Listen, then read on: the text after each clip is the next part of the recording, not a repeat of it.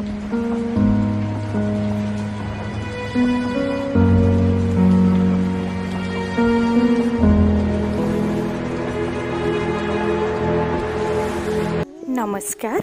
मो उपस्थापिका सुचिस्मिता नायक आपण को भेटी देवाई जाऊँगी गाल्पिक शरद चंद्र एक भावपूर्ण गल्पटीए।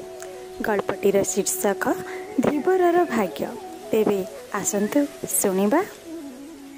सुंदर वर्षाकालीन प्रभात, सुंदर गंगा नदी, सुंदर तार जलराशि, पुणी सुंदर तार तटदेश, सबु सुंदर भितरे मु असुंदर। आउ मोर भंगा डंगाटा असुंदर। डंगाटा असुंदर हेले कौन हैला? मोर परिवार प्रतिपोषणर परा एकमात्र अवलंबन। नदी माछ धरी आउ लोकों को नदी पार करी जहाँ मिले से मु कष्टे मष्टे मोर क्षुद्र परिवार चलाई निए। तापर भी अल्परे संतुष्ट हेबा तो निम्नवर्गर लोकों एक अभ्यास। अभ्यास न कही बरं अभाव भितर चली जीवार शक्ति भगवान देइछन्ति कहले भूल हेब नहीं। अरे नाउरिया भाई कुआड़े अछ? आमको नदी पार कर दियो। मो कानडीरे शुणिली, पछक बुली चाहिली। अरे मोर के भाग्य! स्वयं प्रभु श्रीरामचंद्र आसिछन्ति। साथी रे अछन्ति पत्नी आउ अनुज। मोर नेत्र पवित्र हो गला प्रभुंक दर्शन रे। प्रभुंकर अलौकिक शक्ति कथा मो पूर्वर शुणिछि, आउ भी शुणिछि आज गंगा नदी पार हेबा को आसीबा कथा। ये एक सुजोग, सुजोग नुहे तो सुवर्ण सुजोग। प्रभुंकर सेवा करिवार मु मने मने चिंता कली। भगवानकर पाद सेवा न करी नदी पार करदेले मु गोटे विराट सेवार वंचित हेबेनी। प्रभुंकर सेवा करने केते मुनि ऋषि भक्त देवगण वर्ष वर्ष तपस्या करते। आपे आपे से सुजोग मिली जितेबले किए बा ताको हाथ छड़ा करिवो। तेणु तांको देखी भी न देखिबार, सब शुणी भी न शुणिबार मु अभिनय कली। आउ तांको विपरीत दिगरे आगको आगको माड़ी चलिली। आपण को शुभुनी ना सबु शुणी भी कालर अभिनय करुछंती ना सतरे आपण जने बधिर? मु बधिर काहेकि हेबी? सबु शुणुछि हेले मु मो डंगारे नहीं पारिबिनी। काहेकि काहेकि ना आपणकर पदस्पर्श रे पथर अबला हेबा मु शुणिछि। ए भंगा डंगा मो कुटुंब पोषे।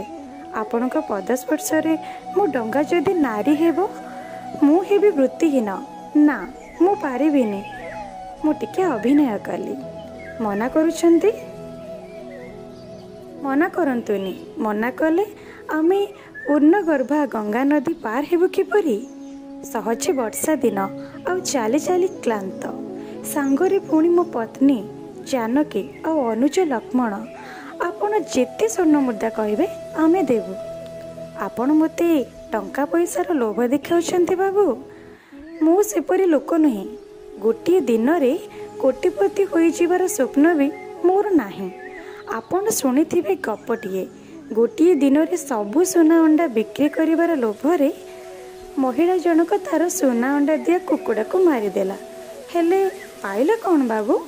कथारी परा अछि लोभरु पाप पुणी पापर मृत्यु। ना मु पारिबिनी। आपण अन्य व्यवस्था करंतु। एका निश्वास रे एते गुड़िया कथा कही बसिली। पारिबिनी कहतुनी। दुनिया रे कौन सी समस्या नहीं जार समाधान नहीं। एबे जाई आपण मंझी कथाटा कहचंती। ए समस्यार भी समाधान अच्छे। कौन तार समाधान? आपण को पाद धोई डंगारे बसाइबी। मोर संक्षिप्त उत्तर। भगवान तो अंतर्यामी, पुणी से भावग्राही। भक्तर मन कथाटा बुझी पारंतेनि बा किपरि? हस हस मुहरे अविलंबे बढ़ाई देले पाद पद्म। मु अति संतर्पण पवित्र गंगा जल प्रभु रामचंद्रकर पाद धौत करिवारे लागिली। पाद धुआ चली जे चली शेष हेबार ना नहीं। ମୁଁ ପ୍ରଭୁଙ୍କ ପାଦ ଧୁଆରେ ସମ୍ପୂର୍ଣ୍ଣ ତଲ୍ଲୀନ ହୋଇଯାଇଥିଲି। ଭଗବାନ ମୋ ଅନ୍ତର କଥା ବୁଝିପାରି ଖାଲି ମୁରୁକି ହସୁଥିଲେ। ଦୀର୍ଘ ସମୟ ପରେ ପ୍ରଭୁ କହିଲେ, ଆପଣଙ୍କ ପାଦ ଧୁଆ ସରିଲା ତ? ପ୍ରଭୁ ସରିଲା, ସ୍ୱତ ପାଟିରୁ ବାହାରି ଆସିଲା। ପ୍ରଭୁଙ୍କ ପାଦ ଛାଡ଼ିବାଟା ମୋତେ ଗୋଟିଏ ଯୁଗ ପରି ଲାଗିଲା। ସଭିଙ୍କୁ ନେଇ ଅପର କୂଳରେ ଛାଡ଼ିଦେଲି। ବିଦାୟ ବେଳର ପରିବେଶଟା ଥିଲା ଭାବପୂର୍ଣ୍ଣ। ମୁଁ ସମସ୍ତଙ୍କୁ ପ୍ରଣାମ କଲି ଆଉ ବିଦାୟ ଜଣାଇଲି। ମୋ ଆଖିରୁ ଝରି ପଡ଼ୁଥାଏ ଅସରାଇ କୃତଜ୍ଞତାର ଲୁହ। ଆଉ ମୁଁ ମନେ ମନେ କହୁଥାଏ, ଧନ୍ୟ ପ୍ରଭୁ, ଆପଣ ମହାନ, ଆପଣ ସତରେ ଭାବଗ୍ରାହୀ। ଏଇ ମୂଢ଼ ଅଚ୍ଛବ ଧୀବର ପ୍ରତି ଆପଣଙ୍କର ସହାୟ ଯୁଗେ ଯୁଗେ ଆପଣଙ୍କର ପ୍ରଶଂସାର ବାନା ଉଡ଼ାଇବ।